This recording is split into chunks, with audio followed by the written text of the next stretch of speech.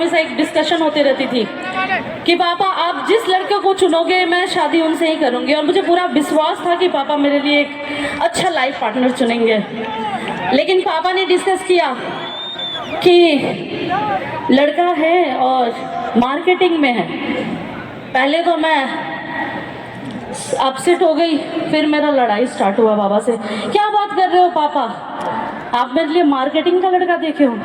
आप तो जानते हो, आप इतना सारा कंपनी के बारे में आप जानते हो, मैंने भी बहुत सारी कंपनियों के बारे में सुना है, ऐसा वैसा दिस दैट, बहुत सारी बातें होने लगी।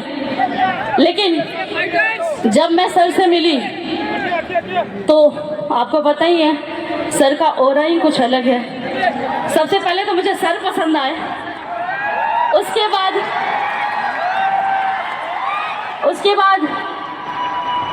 इतनी खूबसूरत हो गई है। मैं स्टार तो थी ही, लेकिन सुपर स्टार वाला जिंदगी जी रही हूँ। Thank you to MD sir, thank you to Mahipal sir, thank you to Shiv Kumar sir. आज आप लोगों ने मुझे अपना बेटा दिया है और आपका बेटा मुझे बहुत प्यार करता है। जितना कंपनी से प्यार करते हैं उतना अनु से भी प्यार करते हैं। और गाने के लिए बोला तो 2 लाइन मैं कहना चाहूँगी एस्क्लेपियस वेलनेस के सभी लीडर्स की वाइफ से कि अगर आप सपोर्ट करोगे तो कंपनी के हर लीडर एम्बेसडर, रॉयल एम्बेसडर और ब्रांड एम्बेसडर होंगे। और आपके लिए हमेशा गुड मॉर्निंग कहीं के जगह बेला हो, अब बेटे पचाए पिया वेला हो,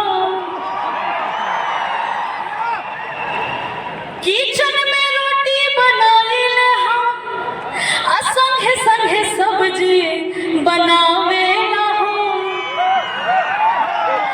आज करा तानी अपना पति पर कि ससुरा में सखी सैया सबर का हमके रखे तार हाथे पर। Thank you.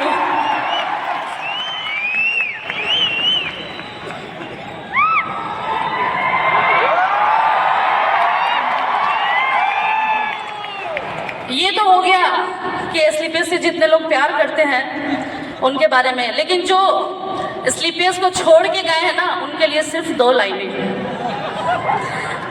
तुम मेरे बाद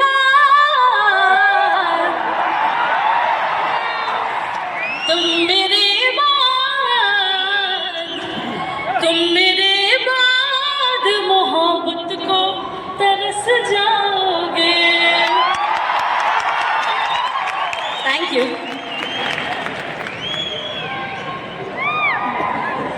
But that was really beautiful. एक बार जोरदार ताली आ जाए मिसेस अनु दुबे। और क्योंकि हमारे बीच में आज के सुपरस्टार, आज के हीरो डॉक्टर अमित दुबे जी यहाँ पर मौजूद है, तो आइए अब बिना वक्त गुजार करे जल्दी से हम अपने टिकटों को यहाँ पर बुलाते हैं। Let's begin with the music.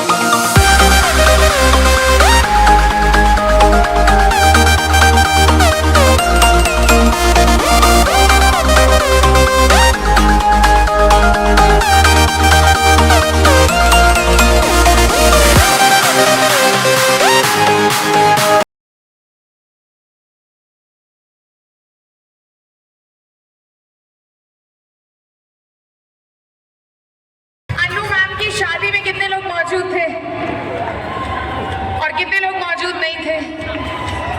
तो आइए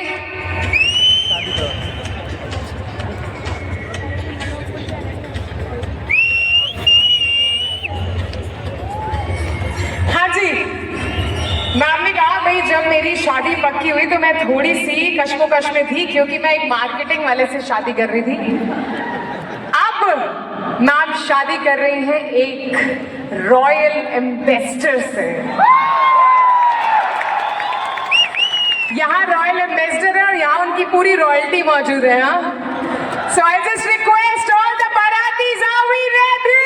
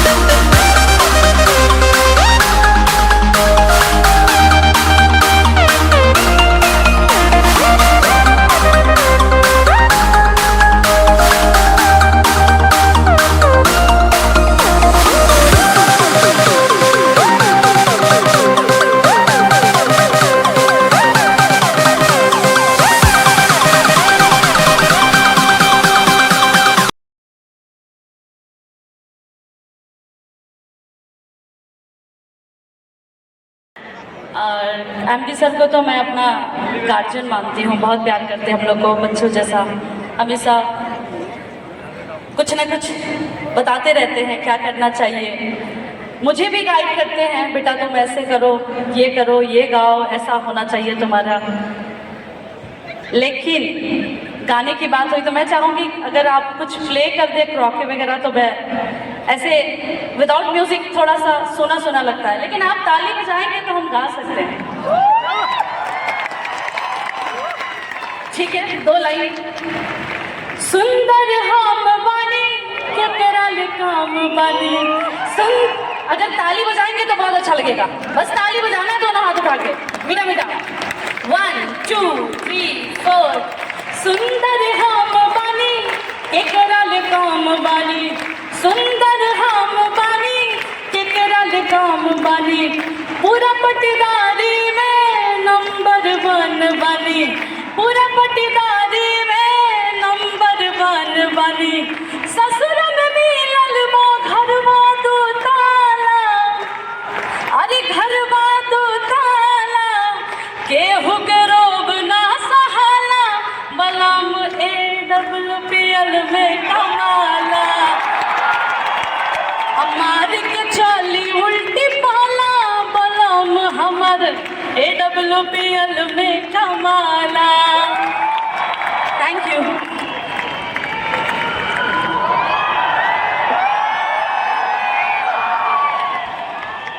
बजा दो, जितना कसर बाकी है सब निकाल दो। माहौल बनना चाहिए। Thank you, thank you. दोस्तों नमस्कार, नमस्कार हिंदुस्तान, नमस्कार इंडिया, नमस्कार SLPS। दोस्तों कुछ भी कहने से पहले, कुछ भी बात आगे बताने से पहले, मैं सबसे पहले उस परम पिता परमेश्वर को धन्यवाद देना चाहूँगा जिन्होंने करोड़ों योनियों में इंसान के रूप में हमें जन्म दिया और जीवन में मौका दिया हिंदुस्तान का सबसे पवित्र काम डायरेक्ट सेलिंग इंडस्ट्री में काम करने का, और डायरेक्ट सेलिंग में भी SLPS वेलनेस के साथ काम करने का मौका दिया। इसलिए मैं परमपिता परमेश्वर को बहुत बहुत धन्यवाद देना चाहूँगा।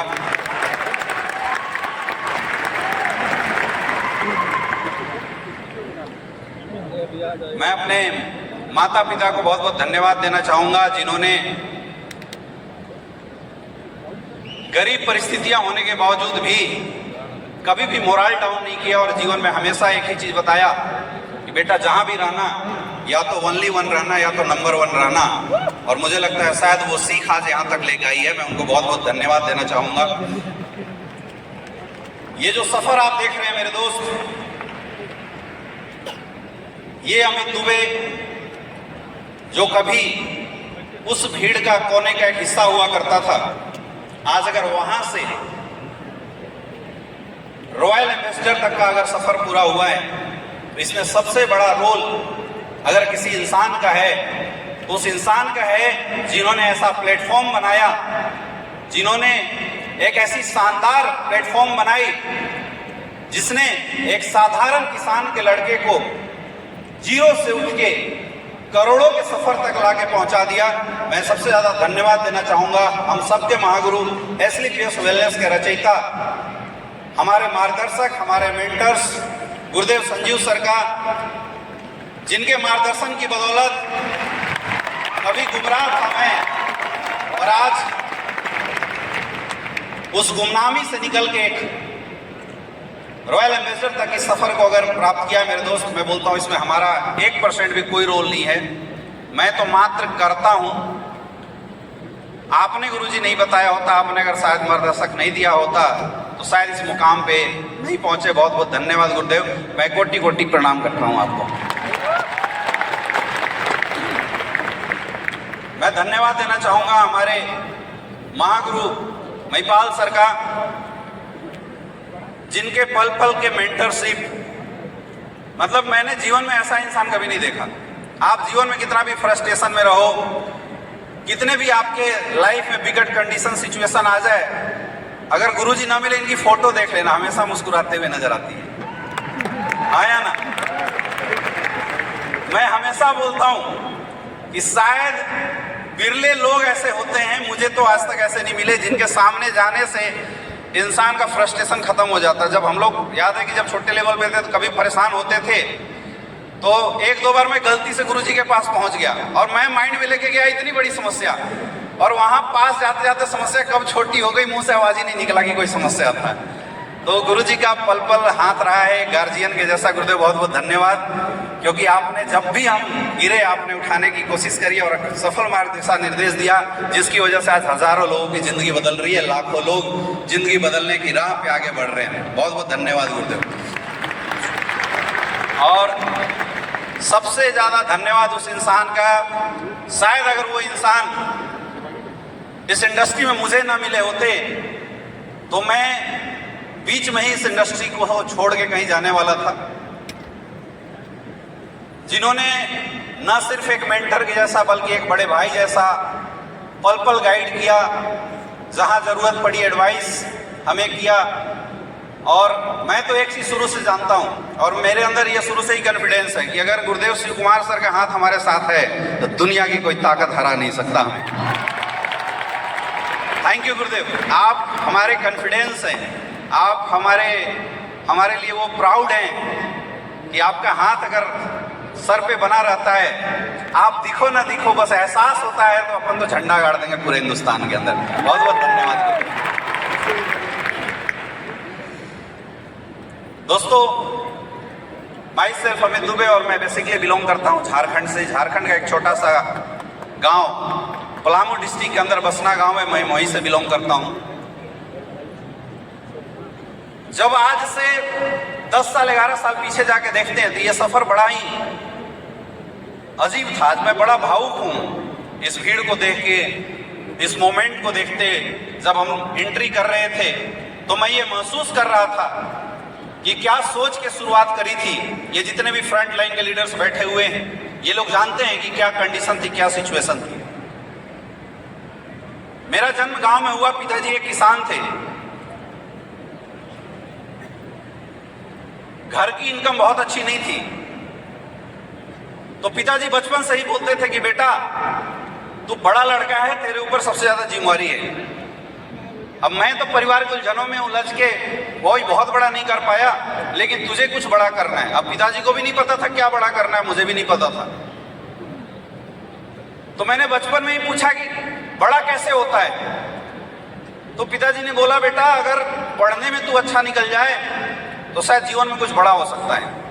और ये बात मैं फर्स्ट क्लास में शायद था उस समय, मेरे दिमाग में घर कर गई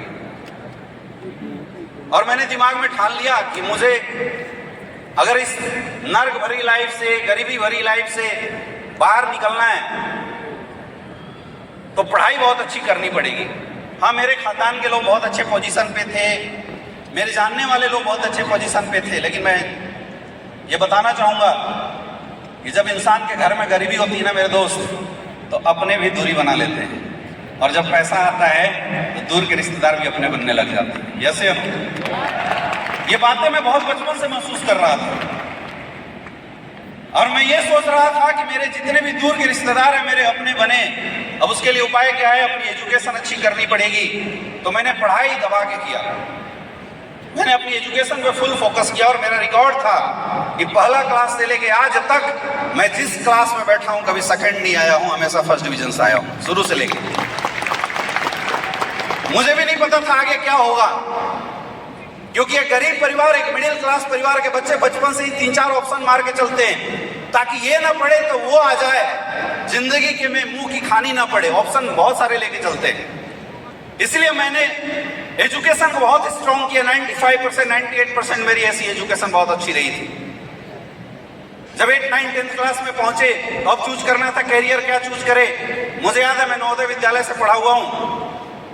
10th के बाद नवोदय विद्यालय में दूसरे स्कूल में ट्रांसफर होता है तो कुछ बच्चे जिनके पेरेंट्स थोड़े मजबूत होते हैं वो बाहर निकल जाते हैं, वहां से कोचिंग करते हैं, 11th 12th क्लास में पढ़ाई करते हैं और फिर MBBS की तैयारी करते हैं, प्री एग्जाम की तैयारी करते हैं, IIT की तैयारी करते हैं। लेकिन मेरे पास इतने पैसे नहीं थे, मेरे पिताजी के पास इतने पैसे नहीं थे। मेरी सिस्टर की शादी हुई थी तो मैंने पिताजी से पूछा कि क्या करना है। बोले बेटा इतने पैसे अभी है नहीं, क्योंकि तुम्हारे 5 भाई बहन है, सबका कोटा मैं तुझे नहीं दे सकता, 2 साल तुझे और निकालने पड़ेंगे।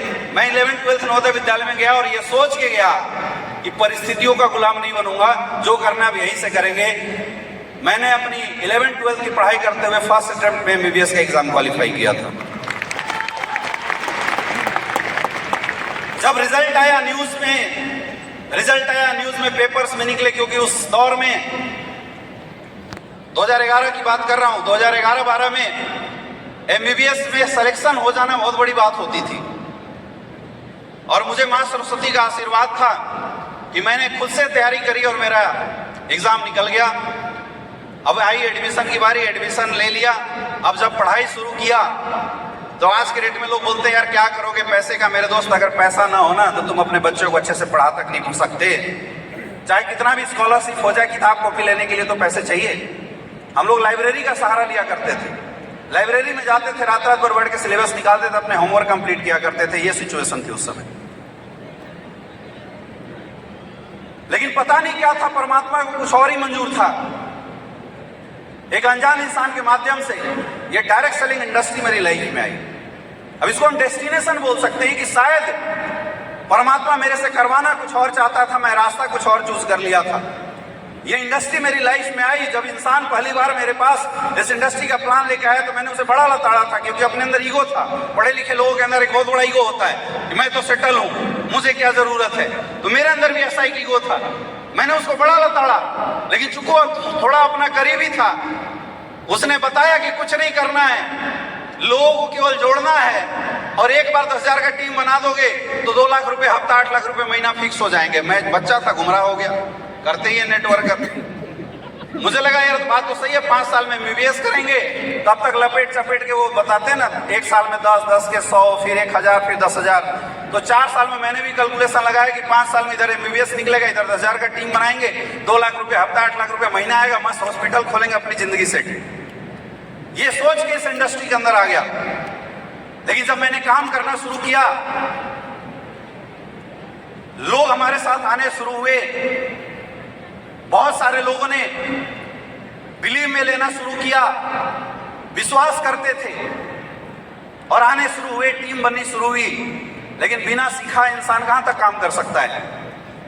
मैंने इस इंडस्ट्री में 4 साल विदाउट एनी अपलाइन काम किया था, 4 ईयर। एक सिंगल अपलाइन का मैंने दर्शन नहीं किया, अपलाइन होता क्या चीज है, जब हमने शुरुआत किया था। बिना एजुकेशन रिकॉर्डिंग लगा लगा के वहां से सुन सुन के हम लोग काम किया करते थे। टीम बनाते थे, टीम खत्म हो जाती थी, टीम बनाते थे, टीम खत्म हो जाती थी। कोई नॉलेज नहीं था। कुछ लोग ऐसे आए जो लाला के बोलते थे सर वाकई इस इंडस्ट्री में कैरियर है क्या। तो हम लोग भी मोटिवेशन में बोल देते थे यस है। और मैंने देखा कि बहुत सारे ऐसे लोग जैसे ज्ञानेंद्र शर्मा जी हैं, मिस्टर आदित्य सर हैं, ओपी साहब हैं, ये वो लोग थे जिन्होंने मेरे पे भरोसे करके, अविनाश गुप्ता जी, पढ़ाई छोड़ दिया, कोई जॉब छोड़ दिया। ओपी साहब से मैं मिला था रात को 12-1 बजे, हमने प्लान किया था। और ओपी साहब ने बोला कि सर क्या इसमें कैरियर है। मैंने बोला हाँ सर कैरियर है। बोला कैरियर है तो फिर हम गार्ड की नौकरी क्यों करें, लेफ्टिनेंट से रिटायर है, चलो छोड़ देते हैं। 1 दिन में जॉब छोड़ दिया।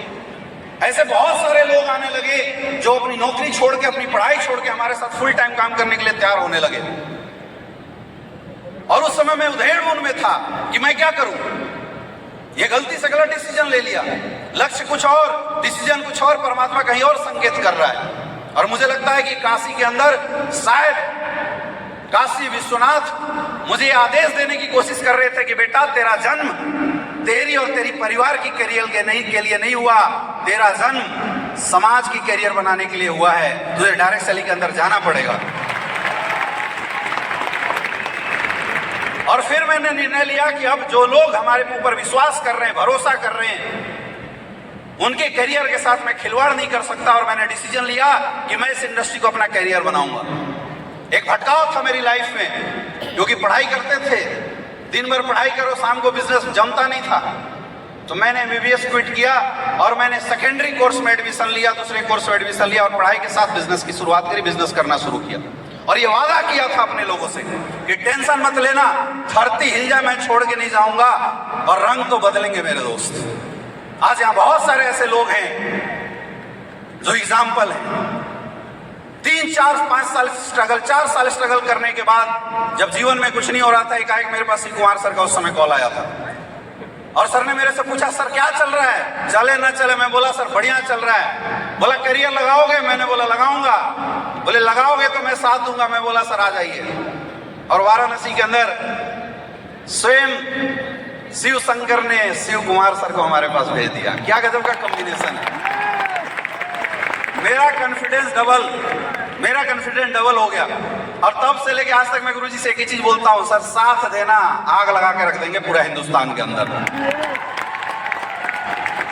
हमें ना सेमिनार चलाना आता था, ना मीटिंग करना आता था, ना हमें ट्रेनिंग लेना आता था। सर आए, सर ने बोला यार तुम लोग इतने दिन तक काम कैसे कर रहे हो? मैं बोला सर ऊपर वाले की रहमत से चला रहे हैं सब कुछ।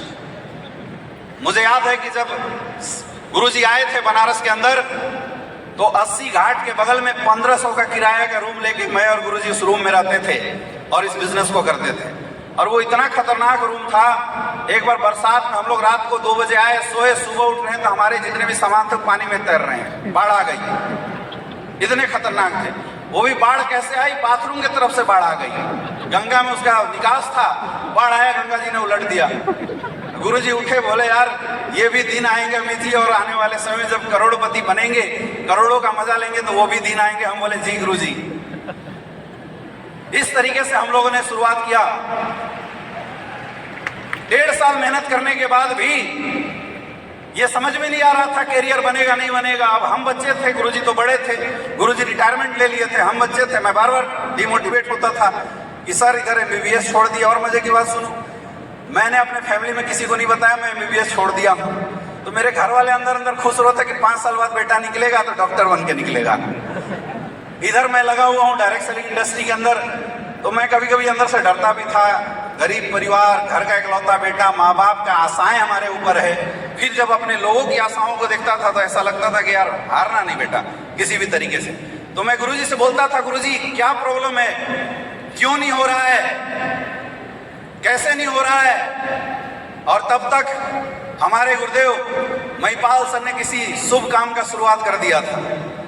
अब जनरली ऐसा होता है कि जब राक्षस अंदर बैठा हो ना तो कोई अप्लायंस सही समझाने की कोशिश करे तो दिमाग उल्टा चलता है। गुरुजी हमें फोन करते तो मैं शिव कुमार सर को बता देता, गुरुजी महिपाल सर का कॉल आया है। तो गुरुजी बोलते मत उठाना कॉल अभी सर का, हम बताएंगे तब बात करना। तो मैं ऐसी कॉल ब्लॉक कर देता, कभी झूठ बोल देता, यहाँ हूँ कभी वहां हूँ। लेकिन ऐसा बोलते हैं ना, जिस दिन तुम्हारे मेहनत का कोटा पूरा हो गया मेरे दोस्त, परमात्मा खुद साक्षात खड़ा होके तुम्हारे यहाँ पे तुम्हें ये गाइड करेगा और तुम्हें बताएगा तुझे क्या करना चाहिए।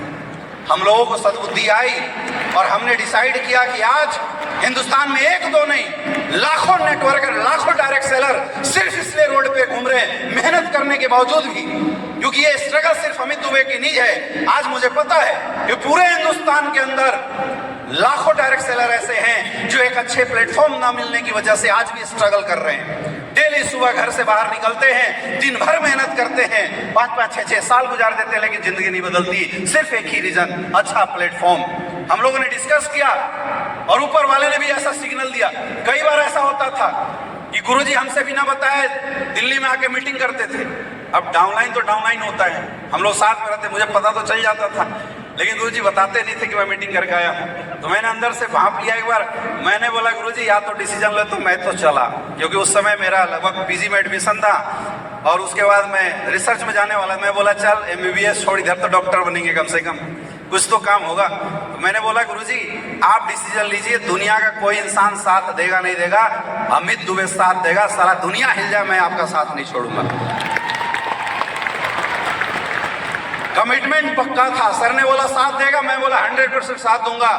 सर डिसीजन लीजिए। मुझे नहीं पता था क्या होता है बोनस, मुझे नहीं पता था क्या होता है एसईओ, मुझे नहीं पता था क्या होता है एसईओ, मुझे नहीं पता था क्या होता है इम्यूनोडॉग, मुझे नहीं पता था क्या होता है थंडर ब्लास्ट। मुझे सिर्फ इतना पता था कि शिव कुमार अगर अपने साथ है, दोनों मिलके पूरे हिंदुस्तान को हिला के रख देंगे।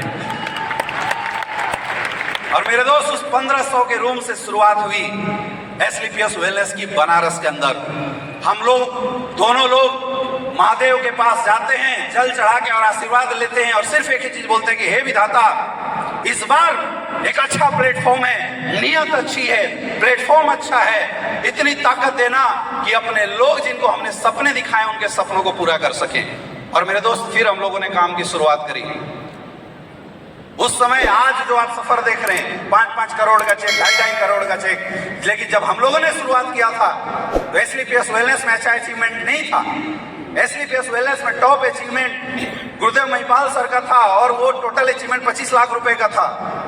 तो आप सोच सकते हो उस समय चीजों के होने पे भरोसा नहीं था, चीज होगी इस बात पे भरोसा था, अपलाइन पे भरोसा था, प्रोडक्ट पे भरोसा था, कंपनी पे भरोसा, और सबसे पहली चीज, सबसे इंपॉर्टेंट चीज, कंपनी बनाने वाले पे भरोसा था। मुझे याद है कि 2 महीने बाद मेरा 1 लेख चालू हो गया। कई लोग होता है 1 लेख चल जाए, मेरा 1 लेख चालू हो गया, बोनस चालू हो गया, मेरे इंसेंटिव में कोई नहीं। मैंने बोला यार आसमान से गिरा खजूर पे अटका, दोबारा आया फिर वही हाल।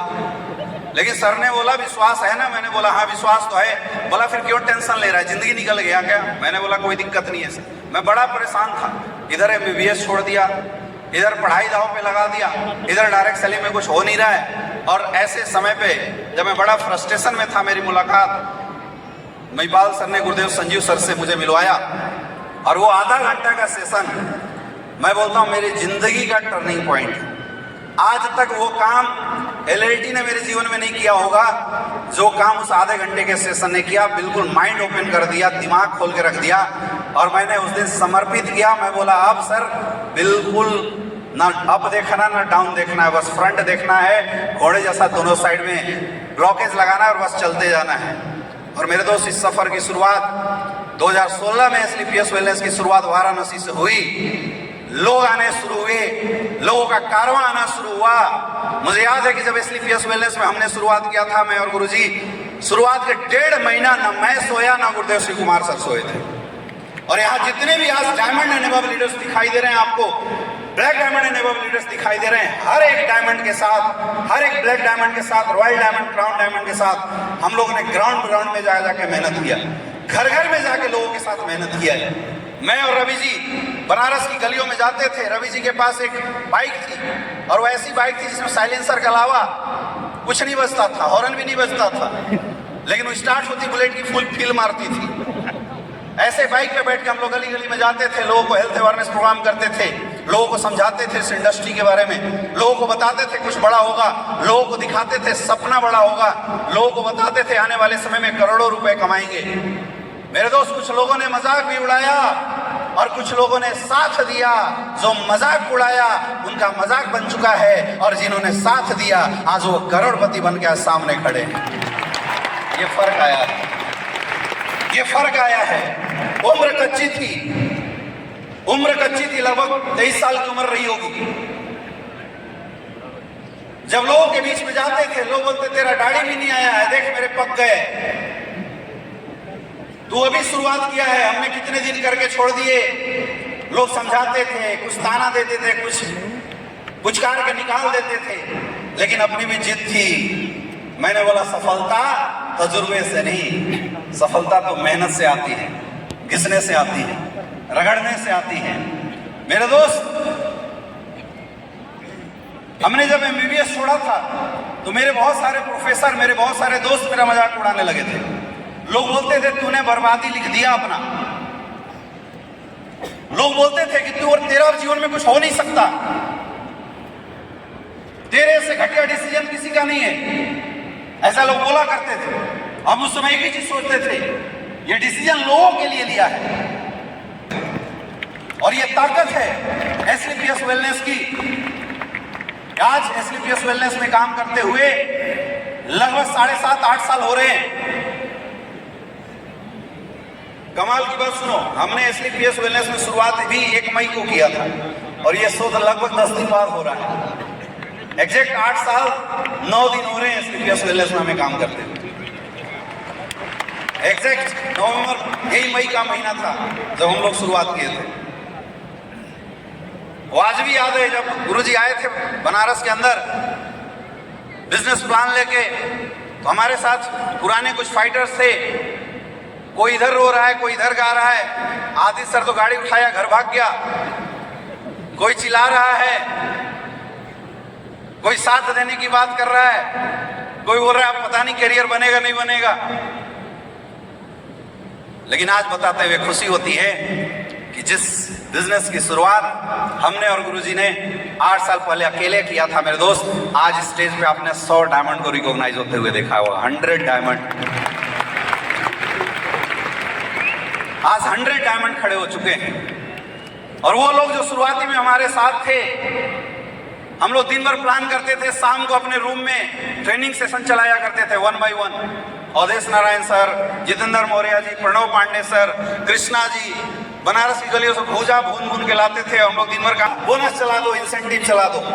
मैंने सिर्फ एक चीज बोला, सर साथ देना, साथ देना, क्योंकि जिंदगी मेरी खराब है तो इस जिंदगी को सुधारने के लिए मेहनत और कर्म तो मुझे ही करना पड़ेगा। ये बात विधाता भी जानता है, दूसरे के भरोसे नहीं हो सकता। हमने कभी भी ना डाउनलाइन पे ये सोचा कि डाउनलाइन मेरी काम करके देगी और ना सोचा अपलाइन काम करके देगी। मैंने सिर्फ एक चीज सोचा था, जब मैं मेहनत करूंगा, जिस दिन मेरे कर्म का कोटा पूरा होगा, अपलाइन का साथ अपने आप मिलने लगेगा और डाउनलाइन अपने आप साथ आने शुरू हो जाएगी। और वही हुआ, वही हुआ। जिस बिजनेस की शुरुआत 10 लोगों के साथ SLPS वेलनेस में आज से 8 साल पहले हम लोगों ने वाराणसी के अंदर से शुरू किया था मेरे दोस्त, आज पूरे हिंदुस्तान में 20 लाख से ज्यादा लोगों का परिवार खड़ा हो चुका है। ये ताकत है SLPS वेलनेस की। कभी सोचते थे हम लोग डॉक्टर बन जाएंगे 5 साल बाद, 2 लाख 3 लाख रुपए मजे से कमाएंगे। कभी ये सोच थी 4 साल 5 साल के बाद डॉक्टर बन के 2-3 लाख रुपए कमाएंगे। लेकिन आज SLPS वेलनेस की ताकत है मेरे दोस्त, एक वीक की इनकम 2 करोड़ 85 लाख रुपए की आ रही है। ये पावर है SLPS वेलनेस। और मैं इस इनकम को कमाल बिल्कुल नहीं मानता हूं। अरे ताली तो बजा दो। 16 करोड़ के पैसे, 16 करोड़ की इनकम आ चुकी है मेरे दोस्त। लेकिन आज खुशी इस बात की है कि आज अपनी टीम के अंदर 50 से ज्यादा लोग करोड़पति बन चुके हैं। ये मेरे लिए गर्व का विषय है। बिजनेस करने में बड़ा मजा आता है मुझे, और सिर्फ इसलिए आता है, सिर्फ इसलिए आता है क्योंकि मुझे ऐसा लगता है कि अगर मेरे 10 दिन घर से बाहर रहने से, 5 दिन घर से बाहर रहने से अगर किसी एक इंसान के भी जीवन में बदलाव आ जाए, तो मेरे जीवन के बदलाव का ठेका ऊपर वाला ले रखा है, वो जरूर कर देगा। इसलिए आज भी काम कर रहे हैं। 2016 में गुरुजी ने मेरे से पूछा था कि बेटा हमने 18 लेवल का प्लान बताया है, तुझे सफल होना। मैंने बोला जी गुरुजी, तो ये बता ब्रांड एम्बेसडर कब बनेगा। मैंने 2016 में गुरुजी को वादा किया था कि गुरुदेव 2025 का सूरज डूबेगा, मैं कंपनी का ब्रांड एम्बेसडर बनूंगा। और हमारे लिए तो सबसे अच्छी बात क्या है, मेरे लिए खास बात क्या है कि मेरे 2 अपलाइन आगे हैं। मुझे रास्ता बनाने की जरूरत ही नहीं है, दिमाग लगाने की जरूरत ही नहीं है। मैं तो देखता हूँ गुरुजी को 2 कदम आगे चलते हुए फिर पीछे से चलता हूँ। अरे जब आगे रास्ता बनता रहे तो क्या चलने में कोई प्रॉब्लम है क्या? क्या चलने में कोई प्रॉब्लम है क्या? कोई प्रॉब्लम है क्या? मेरे दोस्त पता ही नहीं चला। अभी कभी सोचते हैं कि क्या था वो 1500 का रूम और क्या है आज ये समा। कभी सोचते थे 2 वक्त का कैसे हम लोग खाने का जुगाड़ कर ले, स्टूडेंट लाइफ में एक पार्टी कर ले। और आज SLPS वेलनेस ने ताकत दी है कि 5 स्टार होटल 2-2, 3-3 दिन के लिए हमारे लोग बुक करके बैठे रहते हैं हर जगह।